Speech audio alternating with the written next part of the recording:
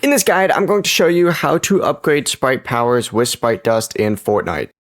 Now at the start of a match, you essentially just need to open up your Sprite collection and select whatever Sprite it is that you've already extracted. And from the Sprites page right here, you can go ahead and find the Sprite and choose the upgrade option and just spend the required amount of Sprite Dust to upgrade that Sprite. Now, upgrading a Sprite can improve its power and the loot that it does provide for you, depending on what the Sprite actually does, and a lot of them do different stuff.